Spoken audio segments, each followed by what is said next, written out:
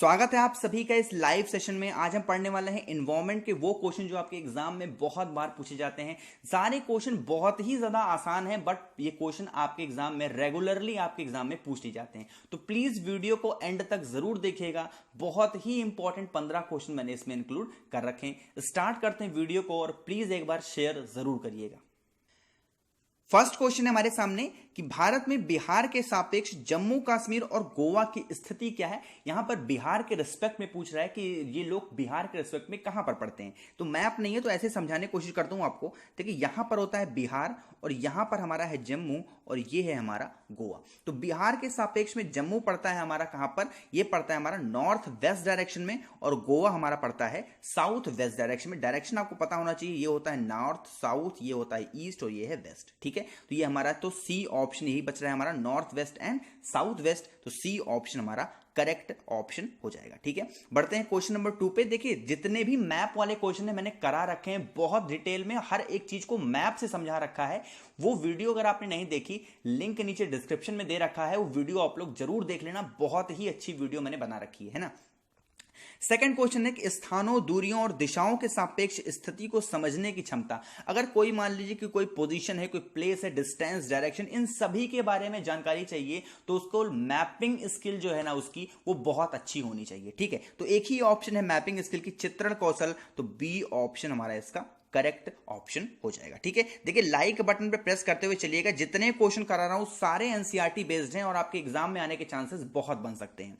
Third question है कि भारत में किस क्षेत्र में स्थानांतरित खेती करने का रिवाज है, यानी कि शिफ्टिंग कल्टीवेशन करने का रिवाज है। ठीक है, तो वो एक ही स्टेट बच सकता है। साउथ में ऐसा होता नहीं, नॉर्थ वेस्ट कोई जगह ही नहीं, साउथ ईस्ट में होता ही नहीं है ना। एक ही बचता है north eastern region. North east जो रीजन होता है, उत्तर पूर्वी रीजन होता है, ये होता है अगर आपका इंडिया का मैप होता तो इस डायरेक्शन में ये जो 8 स्टेट पड़ते हैं ना, इन्हीं को कहते हैं नॉर्थ ईस्ट स्टेट। अगर इसी नॉर्थ ईस्ट स्टेट को हम सिक्किम को भी ऐड कर लेते हैं तो वो 7 सिस्टर स्टेट बन जाते हैं। बहुत डिटेल में मैंने आपको बता रखा है मैप के थ्रू, है ना। मैप वाली वीडियो जरूर देखिएगा। तो एक ही ऑप्शन है नॉर्थ ईस्ट स्टेट यानी उत्तर पूर्वी क्षेत्र। ए ऑप्शन हमारा करेक्ट ऑप्शन हो जाएगा। ठीक है, बढ़ते हैं हम क्वेश्चन नंबर 4 पे। फोर्थ क्वेश्चन है कि निम्नलिखित में से क्या पेट्रोलियम से प्राप्त नहीं होता है। ठीक है, बहुत ही ज्यादा कंफ्यूज होता है ये क्वेश्चन, क्योंकि मैक्सिमम लोग मोम या फिर कोयले में कंफ्यूज हो जाते हैं। मैंने ये क्वेश्चन आपको क्विज के फॉर्म में भी टेलीग्राम ग्रुप पे दे रखी है, लिंक डिस्क्रिप्शन में दे रखा है। ज्वाइन कर लीजिए टेलीग्राम ग्रुप, बहुत प्रैक्टिस आपको करने को वहां पर मिलेगी। दिन भर वहां पर क्विज होती है, सारी डिस्कशन वहां पर दिन भर होती है। देखिए जो फोर्थ है ना, उसका करेक्ट ऑप्शन हो जाएगा हमारा डी ऑप्शन, कोयला। ठीक है, कोयले का और पेट्रोल का कोई लेना देना नहीं है। डीजल, मोम और ग्रीस हम पेट्रोलियम से प्राप्त कर सकते हैं, लेकिन कोयला हम प्राप्त नहीं कर सकते। तो फोर्थ ऑप्शन हमारा करेक्ट हो जाएगा। ठीक है, बढ़ते हैं क्वेश्चन नंबर 5 पे। फिफ्थ क्वेश्चन है कि निम्नलिखित में से त्योहारों के उस समूह को चुनिए जिन्हें पूर्णिमा को मनाया जाता है। ऐसा क्वेश्चन मुझे लग रहा है बहुत कम आपको देखने को मिलता होगा, बट ऐसे ही क्वेश्चन एनसीईआरटी में दिए गए हैं, वहीं से क्वेश्चन उठाए गए हैं। इंपॉर्टेंट क्वेश्चन है ये, ध्यान रखिएगा। जो होली होता है ना, रक्षाबंधन होता है और गुरु नानक देव का जब जन्म दिवस पड़ता है उस दिन पूर्णिमा होता है और उसी दिन मनाई जाती है त्योहार। तो ये पड़ता है हमारा तीसरा ऑप्शन दिख रहा है यहां पर, तो सी ऑप्शन हमारा करेक्ट ऑप्शन हो जाएगा। ठीक है, ध्यान रखिएगा ऐसे ही क्वेश्चन पूछे जाते हैं, हर एक पॉइंट आपको क्लियर होना चाहिए। ईवीएस का मतलब ये नहीं कि सिर्फ आपको एनवायरनमेंट के बारे में पता होना चाहिए, आपके आसपास जो भी चीजें हो रही हैं, है ना, वो सब कुछ आपको पता होना चाहिए। यही होता है एनवायरनमेंट, है ना। बढ़ते हैं क्वेश्चन नंबर 6 पे और प्लीज सब्सक्राइब भी जरूर करिएगा जो भी वीडियो को पहली बार देख रहे हैं। 6th क्वेश्चन है कि निम्नलिखित राज्यों के समूह में से किस एक समूह के समुद्र तट अरब सागर पर हैं। ठीक है, यहां पर बता रहा है कि कोस्ट जो है एरिया वो अरेबियन सी से टच होती है, ये आपको बताना है। ये भी मैंने मैप के थ्रू आपको समझा रखा है बहुत ही अच्छे तरीके से, ध्यान रखिएगा। यहां पर हमारा जो है मैप तो मेरे पास है नहीं, बट ऐसे ही आपको बता देता हूं। जो कर्नाटक, केरल और गुजरात है ना, ये जो आपका एरिया है हमारा, मान लो कि ये है हमारा भारत का नक्शा, और यहां से जो एरिया हमारा स्टार्ट होता है ये होता है हमारा अरेबियन सी। ठीक है, और इसी के पास हमारा पड़ता है कौन सा, यहां पर पड़ता है कर्नाटक, ये होता है हमारा केरल, और यहां वाला एरिया हमारा पड़ता है गुजरात। तो ये 3 स्टेट ऐसे होते हैं जो पड़ते हैं अरेबियन सी के करीब में। तो पहला ऑप्शन हमारा करेक्ट ऑप्शन हो जाएगा। बार बार आपसे कहता हूं मैप वाली वीडियो मेरी जरूर देखिएगा, बहुत ही ज्यादा इंटरेस्टिंग तरीके से आपको मैंने समझा रखा है। 7th क्वेश्चन की तरफ बढ़ते हैं। 7वां क्वेश्चन हमारा है कि हमारे देश के मानचित्र में झारखंड कहां पर स्थित है। ठीक है, अब ये भी मैप का क्वेश्चन आ गया। ठीक है, झारखंड कहां पर स्थित है आपको ये भी मैंने बता रखा है, समझ लो कि रिवीजन सा चल रहा है। झारखंड आपका कहीं यहां पर पड़ता है और ये ओडिशा यहां पर पड़ता है। तो देखिए इस तरीके से समझाता हूं आपको, जैसे झारखंड आपका यहां पर पड़ता है और ओडिशा ठीक उसके नीचे पड़ता है, तो ओडिशा के ये नॉर्थ डायरेक्शन में पड़ता है। तो सी ऑप्शन में आपको दिख रहा होगा कि ओडिशा के उत्तर में, तो सी ऑप्शन करेक्ट ऑप्शन हो जाएगा। ठीक है, देखिए नेक्स्ट हमारा क्वेश्चन है कि नीचे दिए गए शहरों में से किसे एक में रेत के पहाड़ जिन्हें रेत के टीले भी कहा जाता है। काबुल, अबू धाबी, बर्लिन या फिर थिम्पू। ध्यान रखिएगा अबू धाबी को रेत का टीला भी कहा जाता है। तो बी ऑप्शन हमारा करेक्ट ऑप्शन हो जाएगा। सभी लोग अपने अपने आंसर यार लाइव चैट में लिखते रहिए, मैं बाद में चेक कर लूंगा। थोड़ा सा सीन ऐसा चल रहा है कि मैं किसी के नाम नहीं पढ़ पा रहा हूं, जल्दी जल्दी चलना है और थोड़ा सा इशू यूट्यूब के साथ भी चल रहा है ना।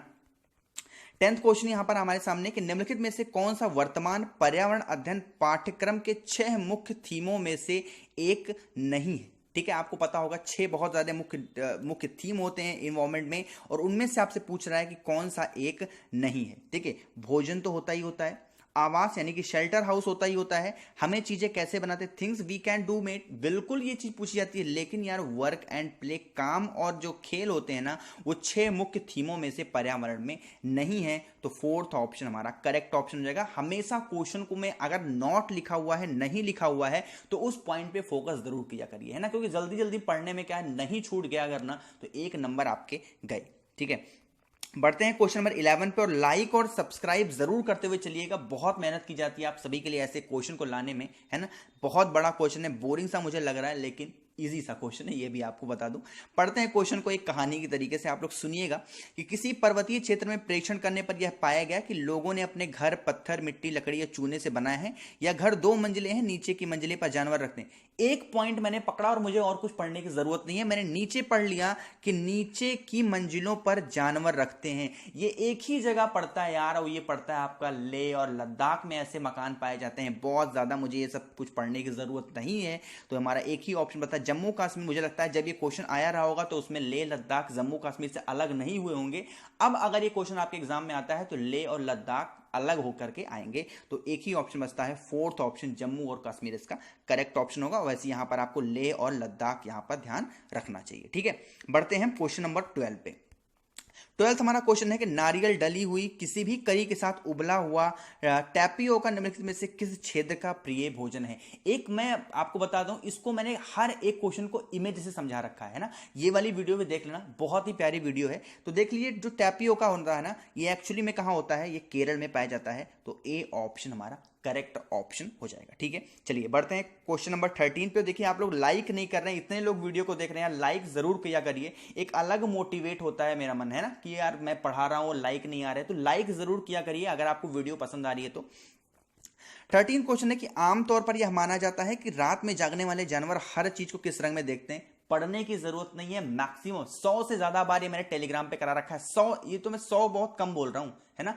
एक दिन में तो कम से कम 1-2 बार ये क्वेश्चन आ ही जाता होगा ईवीएस के क्विज में। तो ये तो हमारा एक ही ऑप्शन हो गया यार, काला और सफेद। तो 4th ऑप्शन हमारा करेक्ट ऑप्शन होगा।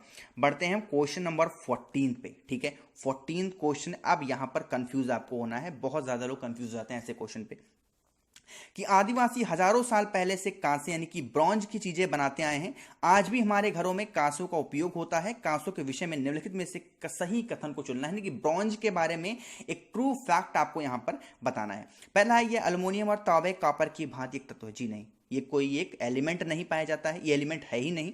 बी ऑप्शन है, यह पीतल यानी ब्रांस और तांबे का मिश्रण है। जी नहीं, ये कोई मिक्सचर नहीं है कॉपर और ब्रास का।